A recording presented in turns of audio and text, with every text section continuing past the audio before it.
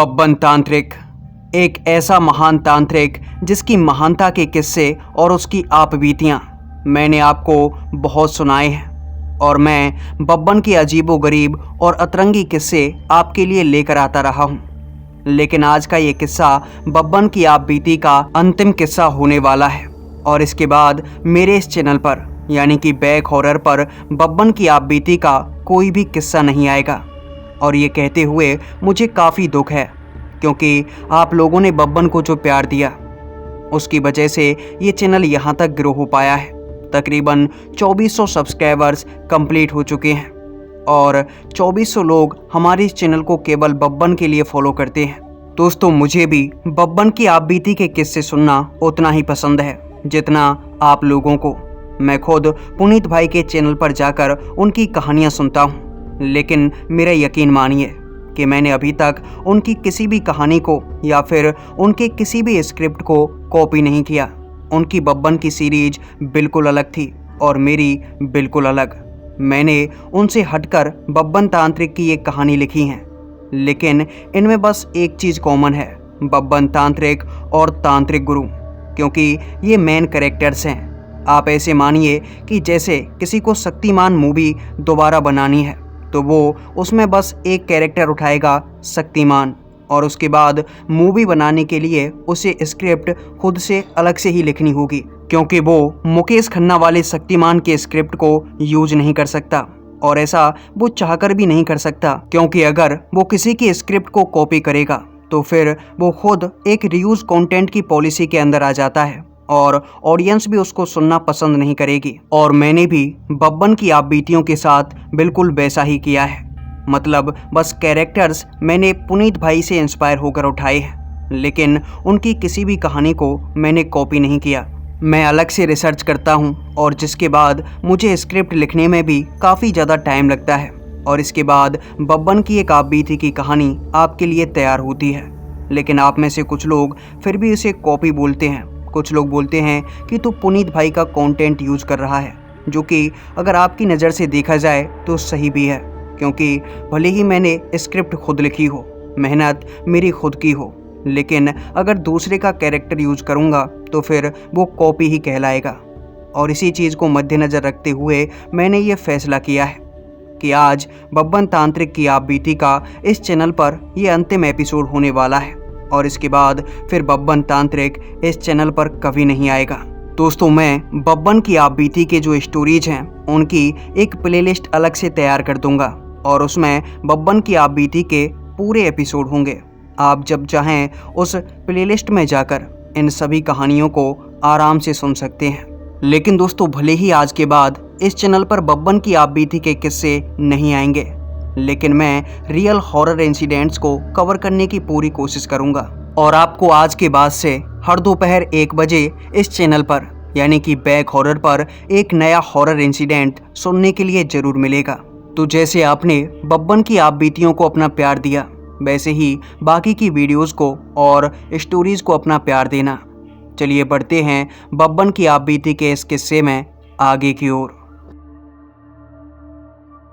दोस्तों, जैसे ही बब्बन और तांत्रिक गुरु इन दोनों को गांव वालों ने पूरी घटना के बारे में बताया कि आखिर गांव में कैसी कैसी घटनाएं घटती हैं, वो नरबली छलावा कैसे गांव के लोगों को उठा कर ले जाता है और उनकी बलियां चढ़ा देता है, उन्हें जान से मार डालता है। तो ये बात सुनकर बब्बन और तांत्रिक गुरु इन दोनों का खून खौले जा रहा। बब्बन तांत्रिक गुरु की तरफ देखकर कहे जा रहा, तांत्रिक गुरु, आज तक बहुत सारे छलावों को मारा है, लेकिन ये कमीना थोड़ा हटके है, ये लोगों को जान से मार डालता है। अब आप देखना कि बब्बन कैसे इस छलावे को पानी भरवाता है। तांत्रिक गुरु पानी के अंदर खड़े खड़े बब्बन की बातें सुने जा रहे और फिर तांत्रिक गुरु ने बब्बन से कहा, अब एक कमीने छलावे को बाद में देखेंगे, पहले गाँव वालों से कपड़े तो मांग ले। खाने को खाना नहीं है, पहनने को कपड़े नहीं है और चले नवाब जी छलावे को मारने। अब एक कमीने को शर्म कर, गांव वालों से कपड़े और खाने को खाना मांग। जब तांत्रिक गुरु ने बब्बन से ये बात कही तो बब्बन को याद आया कि वो गांव वालों के सामने अपने कच्छे को भी उतार कर नंगा खड़ा हुआ है। फिर गांव वालों ने बब्बन को कपड़े दिए तांत्रिक गुरु को भी कपड़े दिए गए और फिर बब्बन तांत्रिक और तांत्रिक गुरु दोनों ने काफ़ी दिनों के बाद भरपेट खाना खाया था। बब्बन को गुस्सा उस छलावे पर नहीं बल्कि उस चोर पर आए जा रहा जिस कमीने ने बब्बन का कच्छा तक चुरा लिया था। बब्बन तांत्रिक गुरु से कही जा रहा, तांत्रिक गुरु, अगर वो कमीना कुणाल मुझे मिल गया ना, साले ने कच्छा चुराया है मेरा, मैं साले की चड्डी लेकर भाग जाऊंगा और उसे नंगा करके गधे पे बिठा के इस गांव में घुमाऊंगा। बब्बन को जानता नहीं है वो। जब बब्बन तांत्रिक गुरु से ये बातें कह रहा तो गांव वाले भी उसके पास खड़े होकर ये बातें सुने जा रहे। गांव वाले बब्बन की बातें सुने जा रहे और गांव वालों को ये समझ में आ चुका था कि बब्बन काफ़ी ज़्यादा गुस्से में है। इसके बाद गांव वाले कह रहे, बब्बन, तुम्हें चिंता करने की कोई ज़रूरत नहीं है। वो कुणाल कमीना दोबारा किसी को नहीं मिलता। आज तक जिसके साथ भी उसने चोरी की है, इतिहास गवाह है कि दोबारा उसे फिर कुणाल के दर्शन कभी नहीं हुए।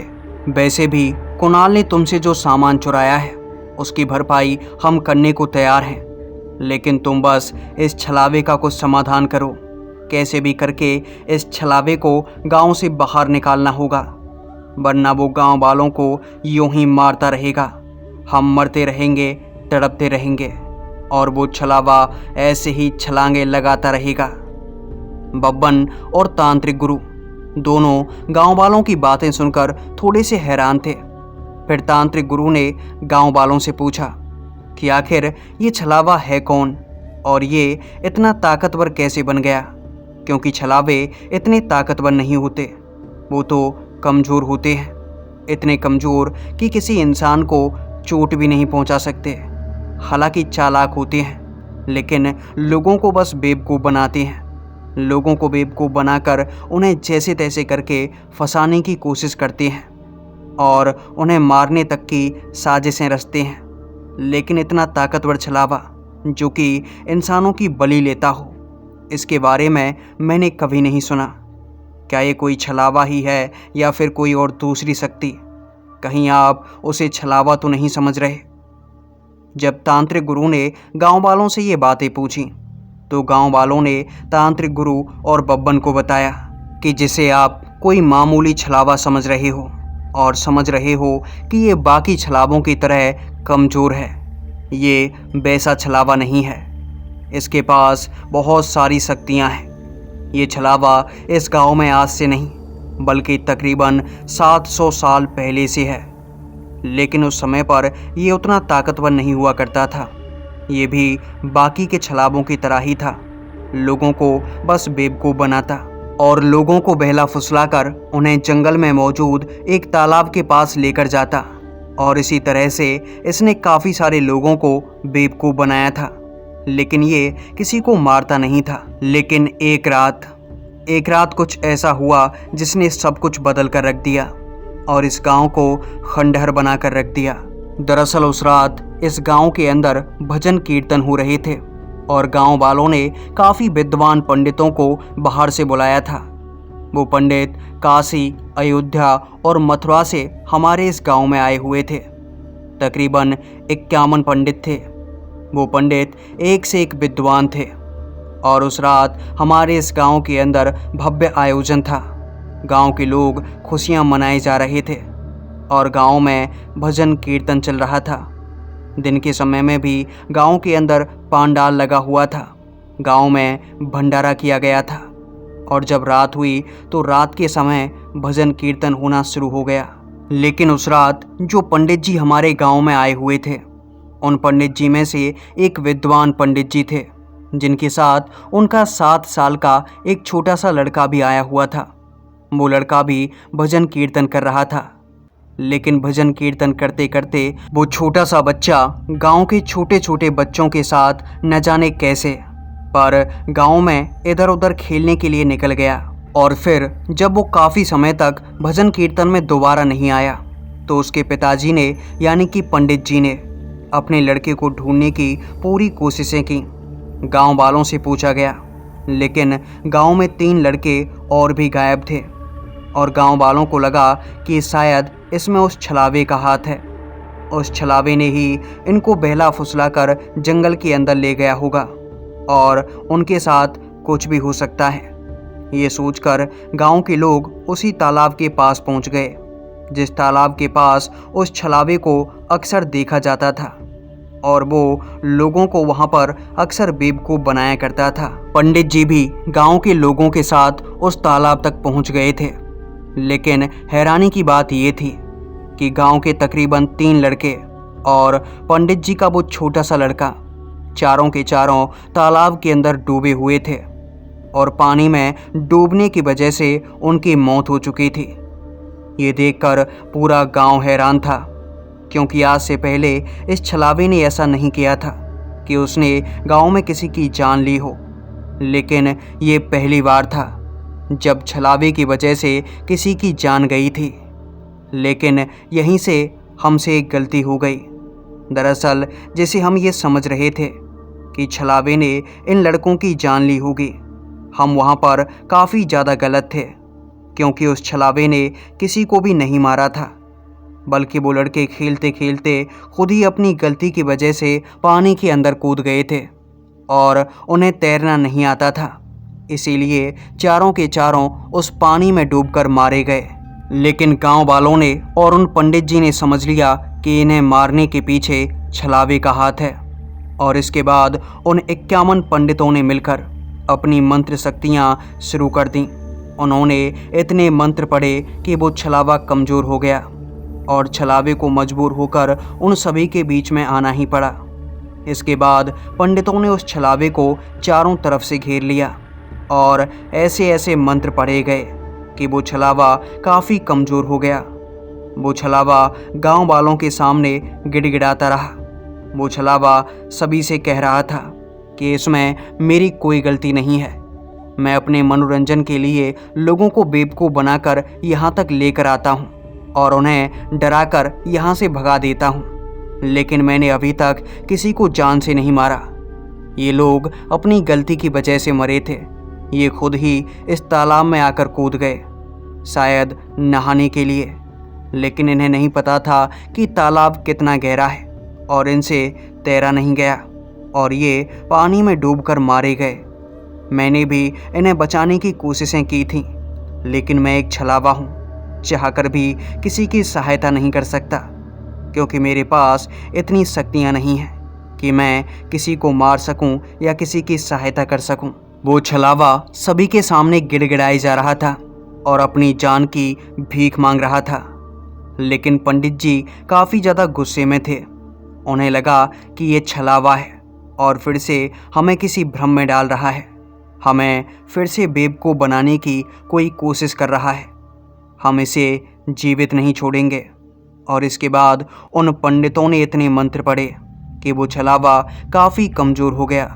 वो गिड़गिड़ाए जा रहा था, अपनी जान की भीख मांग रहा था, लेकिन उन पंडितों ने उसे अपने काबू कर लिया और जिन पंडित जी का लड़का मरा था, वो पंडित जी उसे अपने कमंडल में बांधकर अपने घर लेकर गए।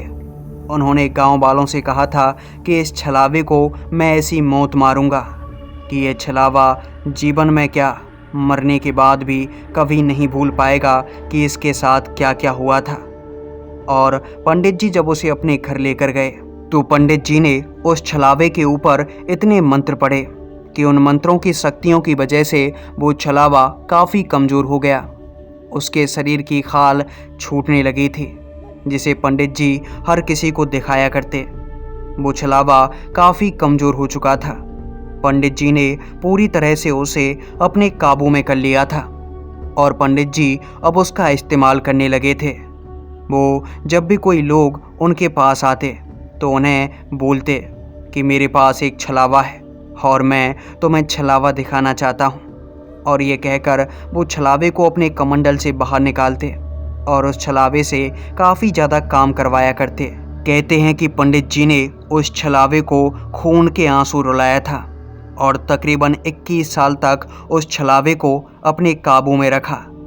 लेकिन एक दिन उनसे गलती हो गई, और गलती ये हुई कि उन्होंने उस छलावे को जान से मारने की कोशिश की। पंडित जी ने सोचा कि मैं तो वैसे भी मरने ही वाला हूँ, क्योंकि पंडित जी काफ़ी बुजुर्ग हो चुके थे। और जब पंडित जी बुजुर्ग हुए तो उन्हें लगा कि मेरे मरने के बाद इस छलावे का क्या होगा, ये फिर से कहीं आज़ाद ना हो जाए और इसने मेरे बेटे को जैसे मारा है, मुझे उसकी मौत का बदला लेना है। इसीलिए पंडित जी ने उस छलावे को कमंडल से बाहर निकाला और फिर उसे धागों से बांध बांध कर धीरे धीरे करके अपनी मंत्रों की शक्तियों से काटने लगे। लेकिन न जाने कैसे पर उनसे कोई मंत्र गलत पड़ गया। उन्होंने किसी ऐसे मंत्र का उच्चारण कर दिया जिसकी वजह से वो छलावा छलावा नहीं रहा। कहते हैं कि पंडित जी ने जो मंत्र पढ़ा था वो मंत्र एक पैशाचिक मंत्र था, जिसकी वजह से छलावे के अंदर पिशाच की शक्तियाँ आ चुकी थीं और उस मंत्र के पढ़ते ही वो छलावा काफ़ी ताकतवर हो गया। कहते हैं कि ऐसा इसलिए भी हुआ होगा क्योंकि वो छलावा निर्दोष था और 21 सालों तक उसके साथ जो अत्याचार किया गया, भगवान भी उसका बदला लेना चाहते थे और शायद इसीलिए पंडित जी से गलती हुई होगी। पंडित जी ने जैसे ही वो पैशाचिक मंत्र पढ़ा था तो वो छलावा इतना ताकतवर हो गया कि उसे काबू कर पाना अब पंडित जी के बस की बात नहीं थी। और छलावा इतने गुस्से में था कि उसने वहीं पर पंडित जी की गर्दन धड़ से अलग कर दी और उसे लेकर वो गांव के अंदर आ गया। दिन दहाड़े दोपहर के समय में वो गांव के बीचों बीच खड़ा था, लेकिन इस बार वो दिखने में कोई साधारण और कोई डरपोक छलावा नहीं था जो बस हमें भ्रम में डालने की या फिर डराने की कोशिश करे, बल्कि वो था एक नरबली छलावा। इतना खूंखार छलावा जिसे देखकर गांव वालों की रूह कांप गई और गांव वाले उसे दिन में देखकर भी डरे जा रहे थे। लोग डर डर कर अपने अपने घरों के अंदर जा छुपे, लेकिन वो छलावा काफ़ी ज़्यादा गुस्से में था। उसने उस दिन गांव वालों को कुछ नहीं कहा, लेकिन वो अपनी शक्तियों से कुछ ही समय में गायब होता और उसके बाद गांव में दोबारा प्रकट हो जाता।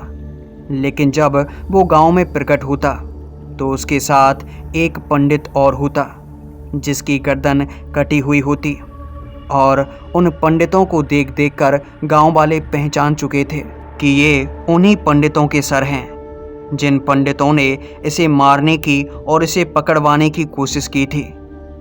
उस नरबली छलावे ने 51 पंडितों को मौत के घाट उतार दिया और उन पंडितों को मारने के बाद उस छलावे का गुस्सा था गांव वालों के ऊपर, क्योंकि इन गांव वालों की वजह से ही वो छलावा पकड़ा गया था।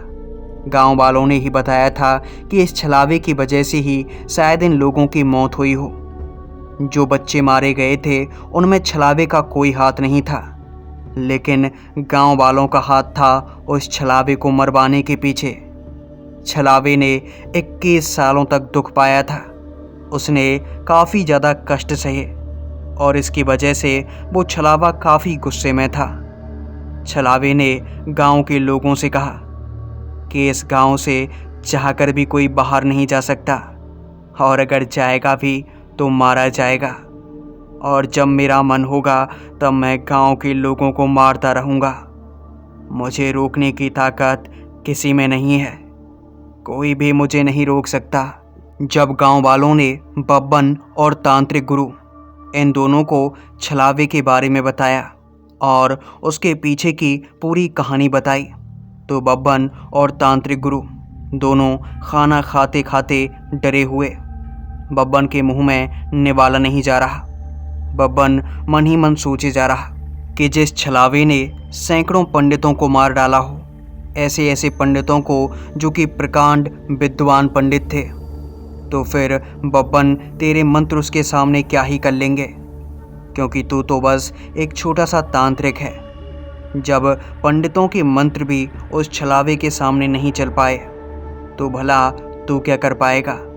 बब्बन ये सब सोच सोच कर तांत्रिक गुरु की तरफ देखे जा रहा। तांत्रिक गुरु बब्बन की तरफ देखकर इशारा कर रहे। बब्बन बाद में सोचना, पहले खाना खा, बहुत दिनों के बाद खाना मिला है, बाद में देखेंगे क्या करना है। गांव वाले भी बब्बन और तांत्रिक गुरु के पास खड़े हुए। फिर तांत्रिक गुरु ने गांव वालों से कहा, डरो मत और चिंता मत करो, वो छलावा चाहे कितना भी ताकतवर क्यों ना हो, भले ही उसने सैकड़ों पंडितों की जान क्यों ना ली हो, भले ही वो जब मन में चाहे तब आकर गांव के लोगों को मार डालता हो, लेकिन हमारे पास एक ऐसा महान व्यक्ति है, एक ऐसी विभूति है जो कि उस छलावे को चुटकी बजाते ही ख़त्म कर सकती है। गांव वाले लोग तांत्रिक गुरु की तरफ देखे जा रहे। बब्बन भी तांत्रिक गुरु की तरफ देखकर सोच रहा, आखिर ऐसा कौन सा इंसान है जो कि चुटकी बजाते ही उस छलावे का खात्मा कर सकता है।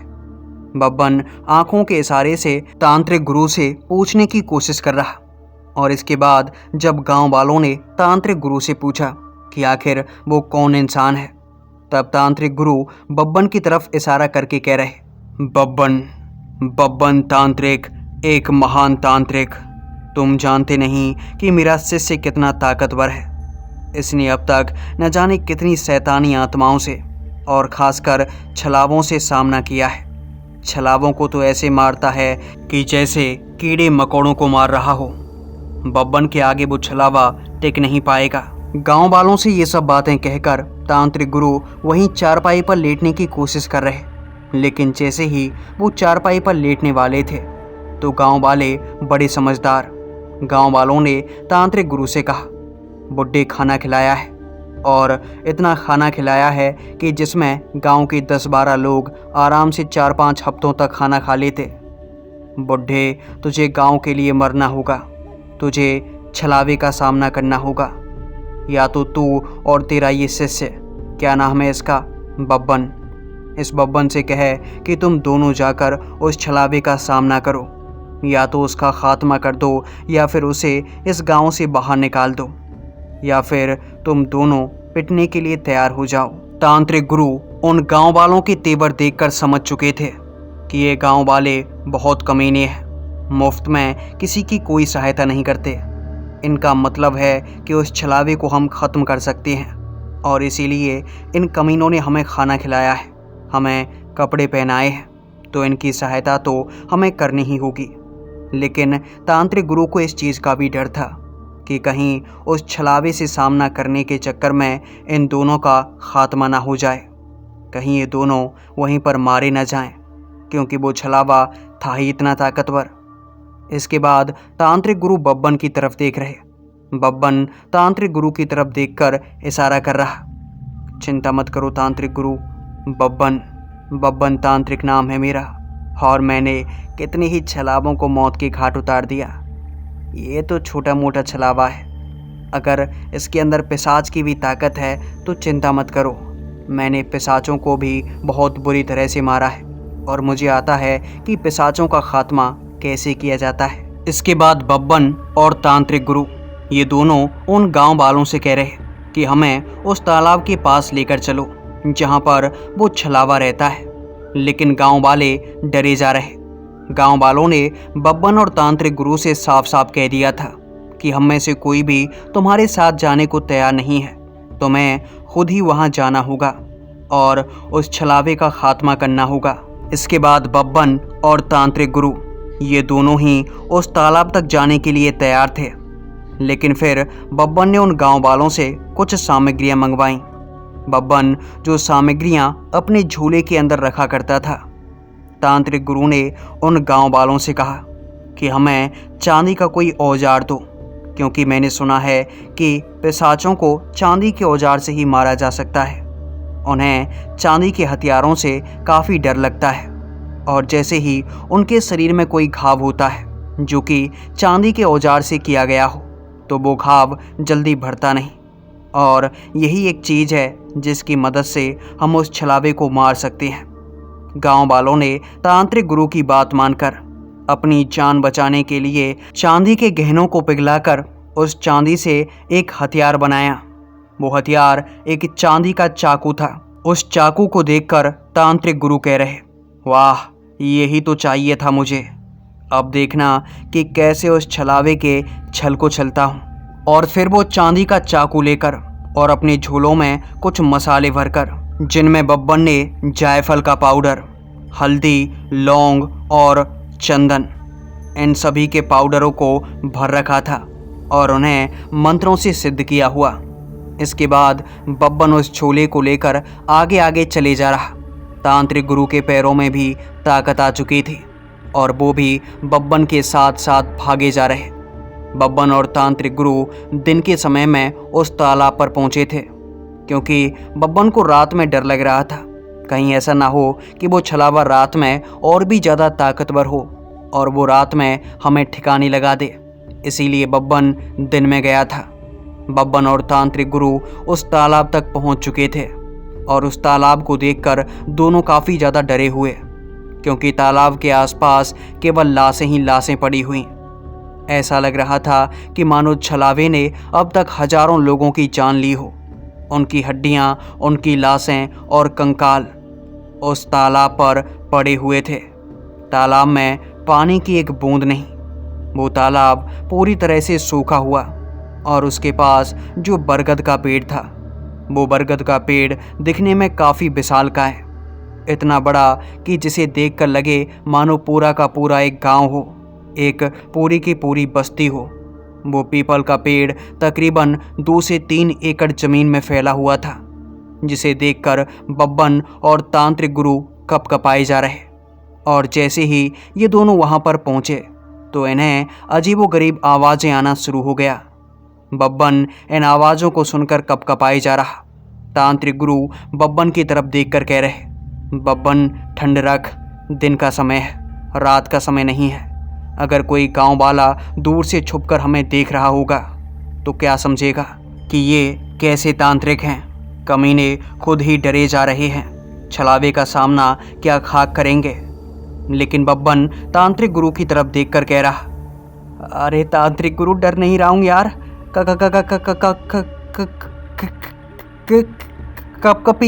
कपकपी छूट रही हैं शरीर में। इतनी कपकपियाँ तो ठंडे पानी से नहाने के बाद नहीं छूटती जितनी इन पेड़ों को देखकर छूट रही हैं तांत्रिक गुरु। बब्बन को देखकर तांत्रिक गुरु समझ चुके थे कि बब्बन सच में डरा हुआ है। और तभी जब ये दोनों डरे हुए थे, तभी उन पेड़ों के ऊपर से किसी के चिल्लाने की आवाज़ आई। और बताओ मियाँ, क्या मदद कर सकता हूँ तुम्हारी? बोलो बोलो तो सही, कोई मदद चाहिए क्या? जब बब्बन ने पेड़ की तरफ मुड़कर देखा तो बरगद के पेड़ पर वही चोर बैठा हुआ था, कुणाल। कुणाल ऊपर बैठकर उन्हें देखे जा रहा। बब्बन और तांत्रिक गुरु कुणाल को देखकर काफ़ी ज़्यादा गुस्से में, और खासकर बब्बन को कुणाल के ऊपर काफ़ी ज़्यादा गुस्सा आ रहा, क्योंकि जब बब्बन नदी के अंदर नहा रहा था तो कमीना ये चोर बब्बन का कच्चा लेकर भाग गया था और बब्बन इस पर पहले से ही काफ़ी ज़्यादा गुस्सा था। बब्बन प्यार से कुणाल से कह रहा, अरे अच्छा हुआ यार तुम मिल गए, तुम्हारे लिए बहुत ख़ास चीज़ लेकर आया हूँ। जब हम गांव में गए थे और वहाँ जाकर खाना खाया था ना, तो गांव वाले लोग तुम्हारी बड़ी तारीफ़ें कर रहे थे और गांव वालों ने तुम्हारे लिए एक तोहफा भेजा है और बोला है कि कुणाल को दे देना, ये गांव वालों की तरफ से तुम्हारे लिए उपहार है, आ जाओ ले लो। जब कुणाल ने बब्बन और तांत्रिक गुरु की ये बातें सुनी तो कुणाल पेड़ से तुरंत नीचे उतर आया। अब कुणाल था तो एक सातिर चोर, लेकिन बेवकूफ़ भी था। वो गांव वालों ने पहले ही बता दिया था कि कमीने के पास पहले से ही काफ़ी ज़्यादा पैसा है, अच्छा घर है और सब कुछ काफ़ी बढ़िया है, लेकिन कमीना चोरी करने का शौक़ रखता है। और कमीने को चोरी करने का इतना शौक़ है कि चोरी करने के चक्कर में उसने अपने घरवार को छोड़ा हुआ है। करोड़ों की संपत्ति है उसके पास, लेकिन उस करोड़ों की संपत्ति में नहीं रहता, बल्कि गांव में चोरियां करता फिरता है। तो गांव वालों ने जैसा बब्बन को बताया हुआ था उस हिसाब से कुणाल था तो एक सातिर चोर और बहुत चालाक भी था, लेकिन उसे नई नई चीज़ें देखने का शौक़ था और इसीलिए वो चोरियां किया करता था। और इसी कारण वो बब्बन का कच्चा लेकर भाग गया था। लेकिन बब्बन ने जैसे तैसे करके उसे अपनी बातों में फंसाया और कुणाल को अपने पास बुला लिया। इसके बाद कुणाल बब्बन से कहे जा रहा, अरे बब्बन लाओ लाओ, दिखाओ तो सही आखिर क्या दिया है गांव वालों ने। बब्बन ने कुणाल को अपने पास बुला लिया था और बब्बन कुणाल से कह रहा, अरे वो कुछ ज़्यादा नहीं, बहुत ख़ास उपहार है तुम्हारे लिए, पूरा चांदी का बना हुआ है, चांदी का नाम सुनते ही कुणाल काफ़ी खुश। इसके बाद कुणाल और भी जल्दीबाजी करने लगा। कुणाल कहे जा रहा, वाह चांदी की चीज़ लेकर आए हो, मुझे चांदी बहुत पसंद है। बचपन से ही चांदी के सिक्कों से खेलता रहा हूँ। चांदी इतनी पसंद है कि बस पूछो ही मत। बब्बन भी कुणाल से कह रहा, हाँ बहुत पसंद है तुम्हें और इसीलिए तुम्हारी पसंद की चीज़ लेकर आए हैं। इसके बाद बब्बन अपने झोले में हाथ डालकर देखे जा रहा, लेकिन वो चांदी की चीज़ बब्बन के झोले में नहीं थी, बल्कि उसे तांत्रिक गुरु ने अपने पास रखा हुआ था। फिर बब्बन भागकर तांत्रिक गुरु के पास गया और उसने तांत्रिक गुरु के झोले से वो चीज़ निकाल ली। दरअसल वो चांदी का चाकू था, जो कि गांव वालों ने उस छलावे को मारने के लिए दिया हुआ था। लेकिन बब्बन को कुणाल के ऊपर इतना गुस्सा आ रहा कि वो चांदी के चाकू का इस्तेमाल छलावे के लिए नहीं, बल्कि सबसे पहले उस कुणाल के लिए करना चाहता था। और बब्बन ने ऐसा ही किया। बब्बन ने वो चांदी का जैसे ही चाकू निकाला तो उसे देखकर कुणाल डर गया। कुणाल को पता चल चुका था कि उसके साथ कुछ तो गलत होने वाला है और कुणाल ने वहाँ से भागना शुरू कर दिया। बब्बन कुणाल के पीछे पीछे भागे जा रहा और उसे गालियाँ निकाल रहा, अबे कमीने भागेगा कहाँ तक, आज तुझे दिखाता हूँ बब्बन चीज़ क्या है। बब्बन ऐसे ही माँ बहन की गालियाँ उसे निकाले जा रहा।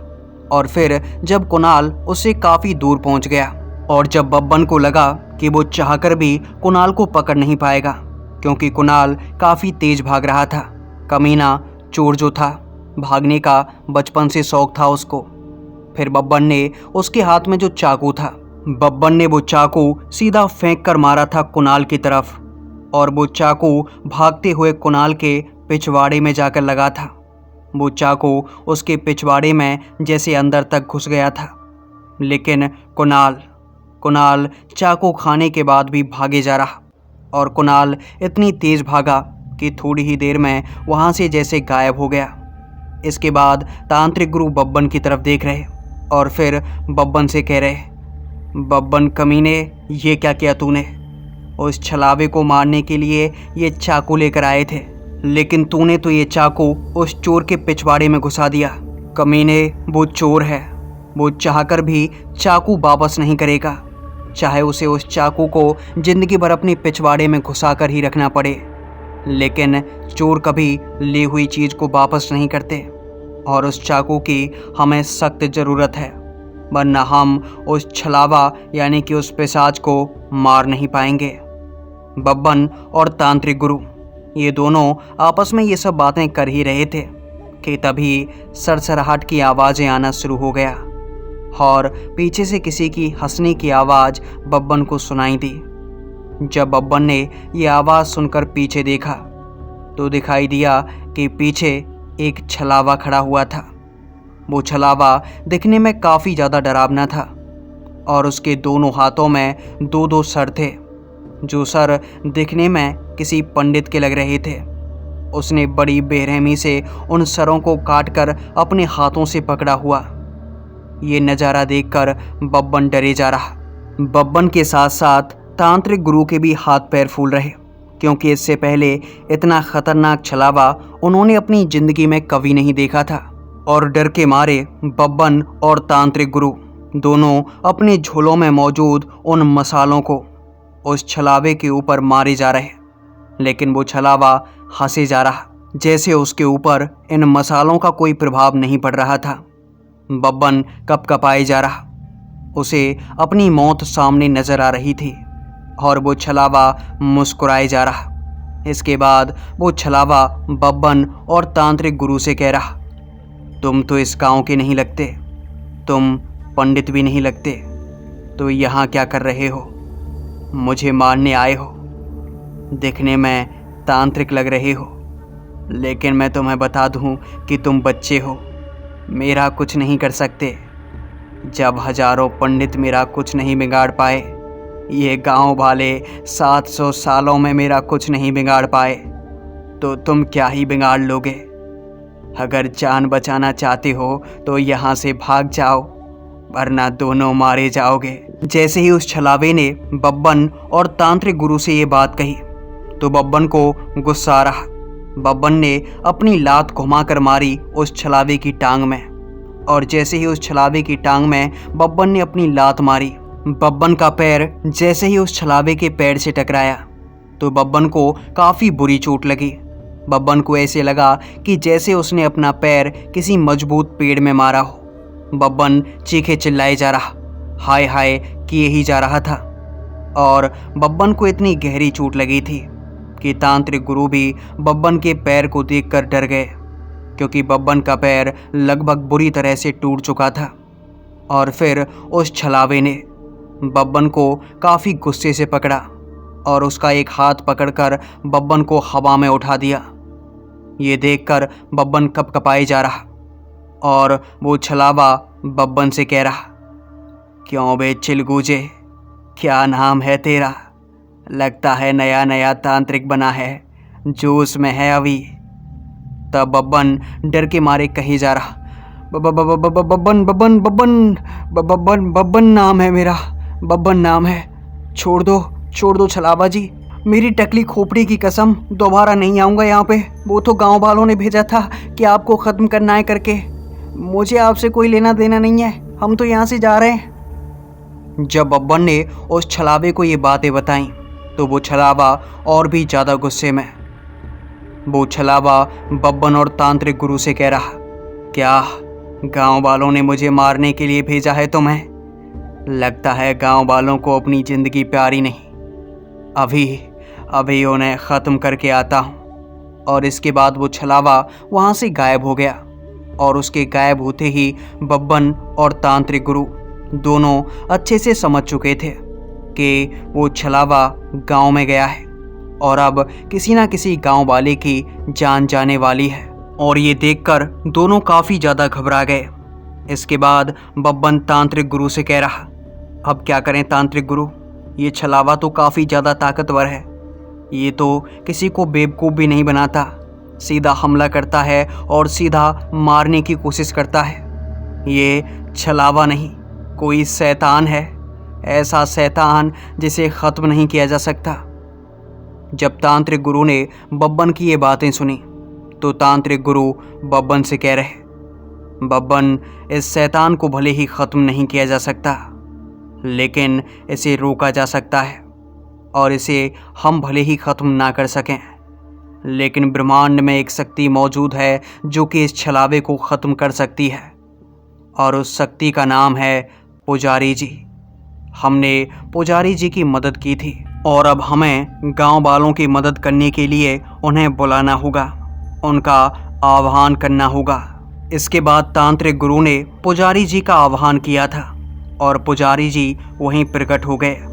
और फिर बब्बन और तांत्रिक गुरु दोनों ने पुजारी जी को सब कुछ बता दिया कि उनका सामना एक शैतान से हुआ है, और वो शैतान इतना ताकतवर है कि अब तक हजारों पंडितों की जान ले चुका है, उन्हें मौत के घाट उतार चुका है। उसे रोक पाना असंभव है, केवल आप ही उसे रोक सकते हो, लेकिन पता नहीं आपकी शक्तियाँ भी उसके ऊपर काम करेंगी या नहीं।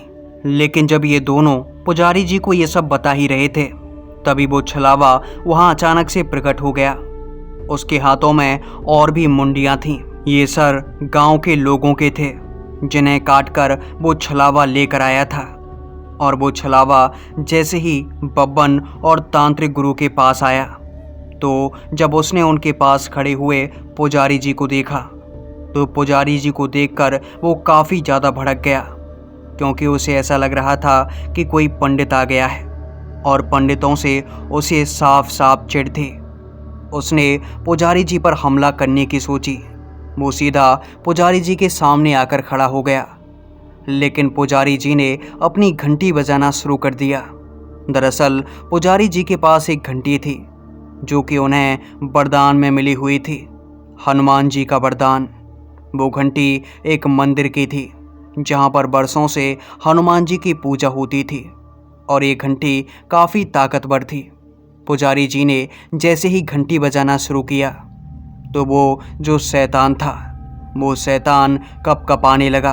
घंटी की आवाज़ से उस छलावे के कानों से खून बहे जा रहा, और फिर उस छलावे ने अपने कानों पर हाथ रख लिए और फिर उसने चीखना चिल्लाना शुरू कर दिया और वो वहाँ से गायब होकर भागना ही चाहता था, लेकिन पुजारी जी उसे अपने मंत्रों की शक्ति से बांध चुके थे। वो चाहकर भी वहाँ से भाग नहीं पा रहा। गांव वाले लोग भी वहाँ तक आ चुके थे। गांव के लोग तालाब के पास खड़े होकर ये नज़ारा देख रहे। पुजारी जी घंटियाँ बजाए जा रहे, लेकिन पुजारी जी ने बब्बन से कहा, बब्बन, मैं इसे कुछ समय तक रोक तो सकता हूँ, लेकिन इसे ख़त्म नहीं किया जा सकता। बब्बन, हमें इसे किसी दूसरी समय धारा में भेजना होगा, ऐसी समय धारा में जहाँ से ये कभी वापस ना आ सके। और इसके बाद बब्बन, तांत्रिक गुरु और पुजारी जी, इन तीनों ने मिलकर एक समय जाल उत्पन्न किया था और उस समय जाल में उस छलावे को फंसाया गया और फिर उस छलावे को भेज दिया गया किसी दूसरी समय धारा में, किसी दूसरे ब्रह्मांड में, ताकि वो यहाँ पर वापस कभी ना आ सके। और बब्बन, तांत्रिक गुरु और पुजारी जी, इन तीनों ने मिलकर उस गांव को बचा लिया था और समाधान किया था उस नरबली छलावे का। गांव को बचाने के बाद वो गांव वाले बब्बन और तांत्रिक गुरु से इतना खुश हुए कि उन्होंने उनसे कहा कि तुम हमेशा हमेशा के लिए हमारे इस गांव के अंदर ही रहो और यहाँ से कभी बाहर मत जाना। हम चाहते हैं कि आप हमेशा यहीं रहो और अपनी बची हुई ज़िंदगी यहीं पर गुजारो। यही हमारे गांव के लिए काफ़ी अच्छा रहेगा। दोस्तों, इसके बाद बब्बन और तांत्रिक गुरु, इन दोनों ने अपनी बची हुई ज़िंदगी उसी गांव के अंदर गुजारी थी और फिर बब्बन ने और उनके तांत्रिक गुरु ने, दोनों ने समय समय पर जल समाधि ले ली और अपने प्राणों की आहुति दे दी। बब्बन और तांत्रिक गुरु, ये दोनों अब इस दुनिया में मौजूद नहीं हैं और इनकी किस्से कहानियाँ आपको सुनाई जा रही हैं। लेकिन क्या लगता है, क्या बब्बन और तांत्रिक गुरु, इन्होंने समाधि लेने से पहले और बड़े कारनामे नहीं किए थे? क्या इनके कारनामे बस इतने ही थे? आपको जो भी लगता है कमेंट में अपनी राय लिखें। तो दोस्तों, ये था बब्बन की आप बीती का आखिरी किस्सा, जो कि आपको इस चैनल पर सुनने के लिए मिला है। मैं बब्बन की आप बीती के जितने भी एपिसोड्स हैं, उन सभी को कंबाइन करके उनकी एक प्लेलिस्ट बना दूंगा और आप उनके सभी एपिसोड आराम से मज़े से सुन सकते हो। बब्बन की आप बीती के किस्सों को आगे भी बढ़ाया जा सकता था। मैं अगर चाहता तो बब्बन की आप बीती के हज़ारों किस्से आपके लिए लेकर आ सकता था, लेकिन जिस चीज़ की शुरुआत हुई है उसका अंत होना भी ज़रूरी होता है। और बब्बन तांत्रिक हमेशा जिंदा रहेगा, हमेशा अमर रहेगा और उसकी आप बीते के किस्से शायद पुनीत भाई आपके लिए लेकर आते रहे। और मैं उम्मीद करूंगा कि पुनीत भाई जब भी बब्बन की आप बीती के किस्से लेकर आएँ तो आपको वो किस्से काफ़ी ज़्यादा पसंद आएंगे। तो आज के लिए बस इतना ही। और इस चैनल पर आपको बब्बन की कहानियाँ अब सुनने के लिए भले ही नहीं मिलेंगी, लेकिन रियल हॉरर इंसिडेंट्स इस चैनल पर आते रहेंगे। तो अपने बैक हॉरर को भूल मत जाना। मैं केपी चौधरी आपका इंतज़ार करूँगा हर एक रियल हॉरर इंसिडेंट के साथ। दोस्तों, बब्बन की आप बीतियों को इतना प्यार देने के लिए धन्यवाद।